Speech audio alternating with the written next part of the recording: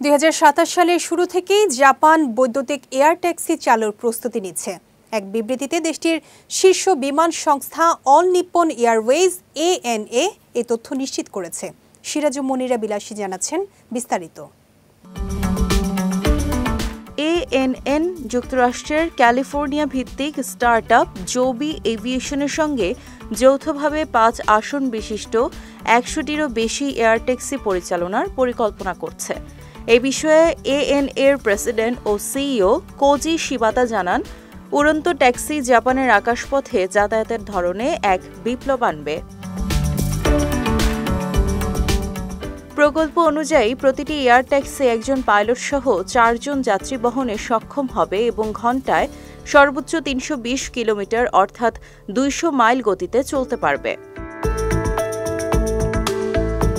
শুরুতে টোকিওর নারিতা ও হানেদা বিমানবন্দরের সঙ্গে শহরের কেন্দ্রের সংযোগ স্থাপন করা হবে, যেখানে বর্তমানে নারিতায় পৌঁছাতে গাড়ি বা ট্রেনে 1 ঘণ্টা বা তার বেশি সময় লাগে, সেখানে এয়ার ট্যাক্সি মাত্র 15 মিনিটে যাত্রা সম্পন্ন করবে। তবে এয়ার ট্যাক্সির ভাড়া এখনও নির্ধারণ করা হয়নি, যদিও ANA সাধারণ মানুষের নাগালের মধ্যে ভাড়া রাখতে প্রতিশ্রুতিবদ্ধ।